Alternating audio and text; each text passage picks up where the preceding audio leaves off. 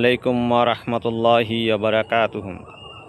আমি আরব কান্ট্রি ভাইদেরকে আমি বলছি এবং আরব কান্ট্রি নেতাদেরকে আমি বলছি, ভাই আপনারা সামান্য একটু ক্ষমতার জন্য ইহুদি খ্রিস্টানদের পায়ে আর কত তেল মালিশ করবেন?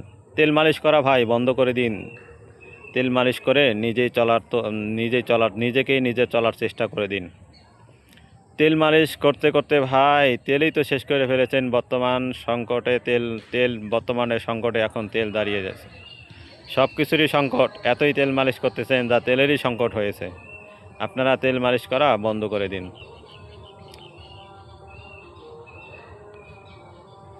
ইরানি ভাইদেরকে আমি বলছি, ভাই আপনারা এই আরব কান্ট্রিকে কখনো বিশ্বাস করবেন না। এরা হলো বিশ্বাসঘাতকতার একমাত্র হাতিয়ার।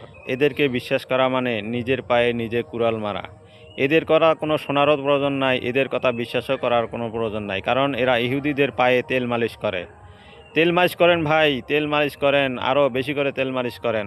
আসসালামু আলাইকুম রহমতুল্লাহি বারাকাতুহু। ভাই ভিডিওটি অবশ্যই শেয়ার করে অন্য ভাইদেরকে দেখার সুযোগ করে দিবেন।